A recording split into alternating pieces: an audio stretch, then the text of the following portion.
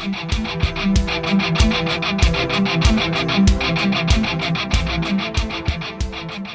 right, so in this video, the plan is to get the floor pan on the driver's side all ready to weld in. So we'll get them cut down, trimmed to fit what we cut out, and then we'll get them prepped and ready to weld in.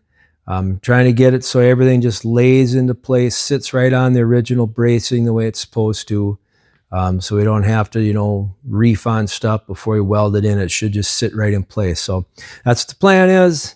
Hope you watch along. Maybe you learn something, or maybe just checking out to see what the project looks like and how the progress is going. So let's get back into it and see how it goes.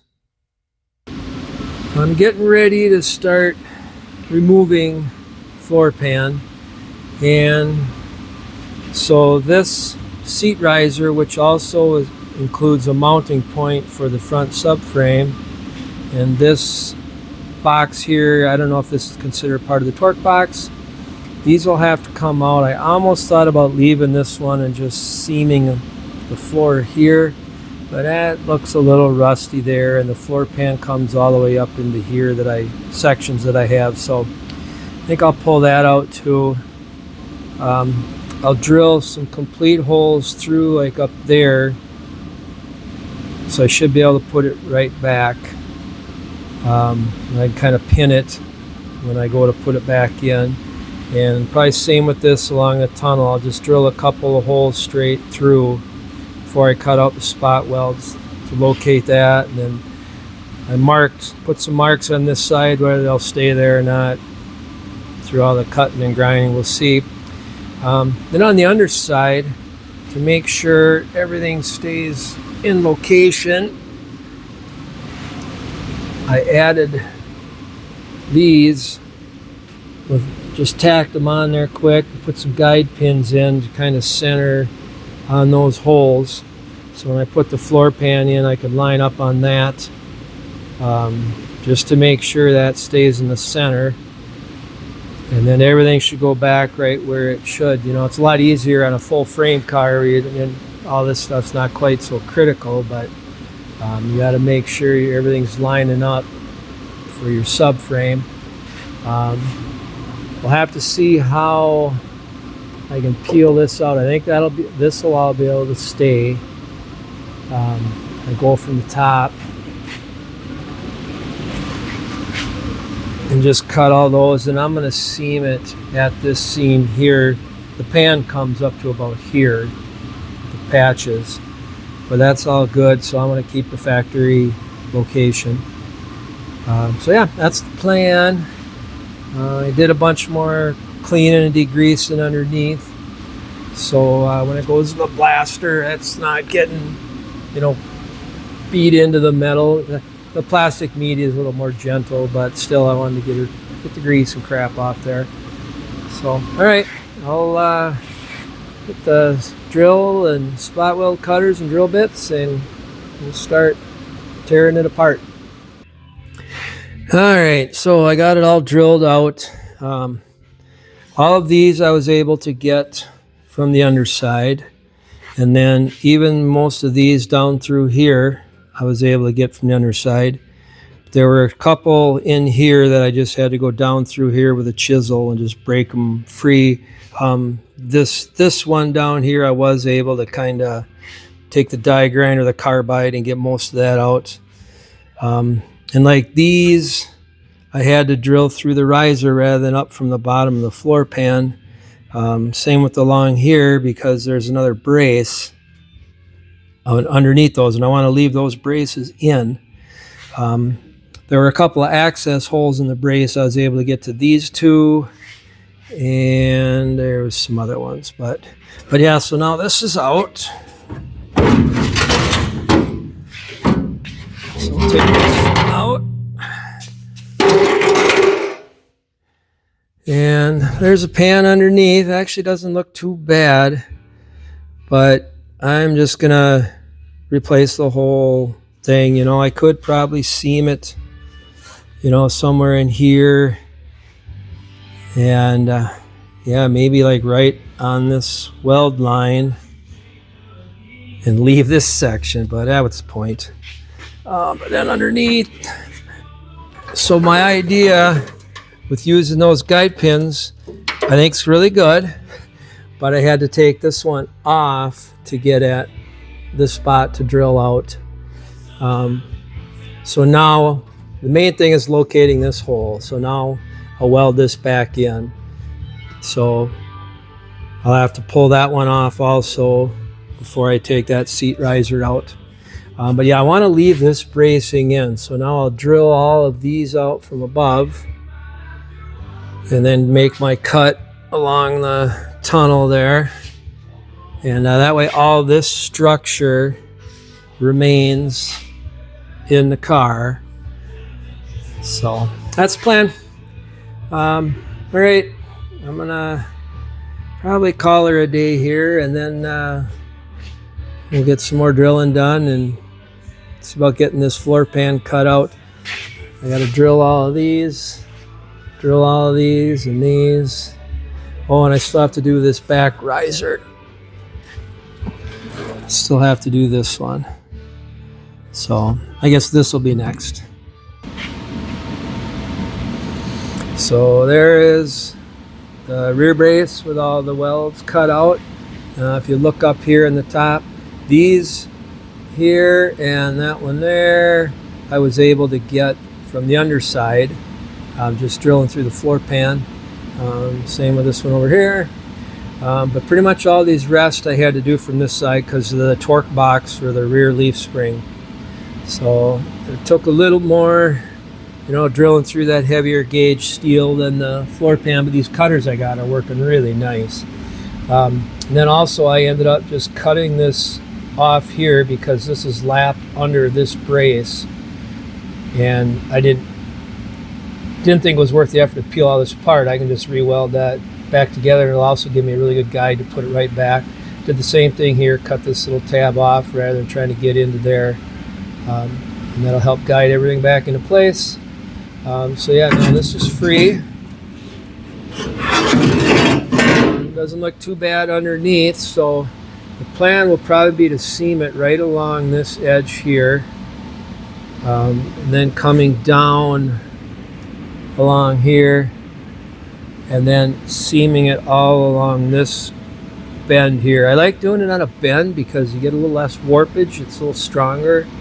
It's also easier to clean up your welds when you're done, so it looks like nothing was ever done. But the main reason is with these other braces underneath, to try to remove all these spot welds from the pinch weld under the rocker and try to peel this free from out between the braces and the rockers, it's just going to be a nightmare without actually removing those braces, and I'm trying to leave those in the locations that they're at, so everything's going to be perfect when we put it back together. So yeah, that's the plan. It's good metal. They had it all covered up with that goop factory seam sealer, so it's still nice bare metal. That's the other thing. I like to scrape off all of that factory seam sealer because sometimes it gets brittle and water gets under it and it rusts underneath it. But most of it looks pretty good. So anyhow, yeah, this will get cleaned up. We'll throw that in the blast cabinet, get it all cleaned up and primed and painted before we put it back in. And I'll probably plug in some of these extra holes that are not going to be needed to weld it back in, and should be good. Stayed pretty straight, drops back in good. So all right, I'm gonna get figuring a little more here and maybe start cutting some of this out and fitting the new panel in. I'm starting to fit it in. I cut the flange off this pan. I left this as long as possible. I'll probably end up trimming more of this back as I keep fitting, but just taking steps. The toe kick up, I cut that off because I know I'm not going to need it. That's real good and solid, and I wanted to use the factory seam right here. So I left this just a little long for now in case I need to shift this front to back. So after I got that stuff trimmed off, I laid it in, and then I went underneath and made sure that the drain here and the drain there are lined up dead on. So those are good. So once I got those located, I'm just using these magnets to kind of hold it where I wanted. Then when I poked that bolt up through, I just took a rubber mallet, a couple of taps there to mark that, because these pans weren't drilled with that hole. So now I take a little hole saw, drill that out, and then I should be able to set this right down flat to the existing floor. There are a couple of shapes that aren't in this pan, like this bead is missing. So I can either put a bead in there, or what I might end up doing is just cutting the bead in somewhere around here. So I might just cut below it and then just angle this up to here. There's a bump out here in the tunnel that's not in this pan, so I can either shape this to that or cut around it, because the tunnel was pretty good down pretty low. So yeah, it's once I get that out and get this set down in all the way. Some other things that are missing, there's some stuff in the original floor right under here that I might cut around to keep, rather than trying to shape this. So all right, I'm gonna keep cutting and marking and fitting and just taking baby steps and working my way up till we get it to where we think we can actually weld it in. All right, I got the first chunk cut out of it. So I got to drill these spot welds out. I want to drill from the other side in the floor pan and leave these. But the floor pan is so rusted all along this that I can't really tell where the spot welds are. So what I did is I took a little piece of sandpaper and cleaned this off so you can see all the locations of the different welds. And I'll just take a small drill bit and drill through these all the way through, and that'll give me my guide for my cutter, and same with along this. Then I'll have my guide, and I can drill from the other side with the cutter and cut that chunk of the pan loose. And this stuff over here I should be okay. It wasn't too rusty on the top. Maybe this spot was here, so I'll have to probably do the same thing along here. But you always want to try to find them, and I want to preserve this metal as much as possible, so I want to use the cutter on the other side. Alright, so I'm starting to get this panel temporarily screwed down into place. I highly recommend self-drilling screws. I mean, you can use Clecos too, but I just find the self-drilling screws easier. If you strip them out, then you can go to a Cleco. But yeah, this thing is not fitting very well. Fit pretty good up here in the front. Laid down pretty well, fit pretty nice over that hump there. And this shape here seems pretty decent. But back here, it doesn't drop near enough. I mean, I've been probably 3/4 of an inch off here. And I had an old crappy Kama dolly I'm not too worried about here. I've just been beating the crap out of it using that and flat dolly, trying not to dent it up too bad. Try to get this thing to dip down and meet that cross member brace that's in there. I'll have to cut this out around what I left in here because of this feature that the floor was missing. Also, I have to put a hump or a hole in it here because there's a screw that comes up through there, a bolt. It didn't have that feature, and I don't know why they have this cut out. So I'll have to patch that back in. But yeah, I mean, it's fighting.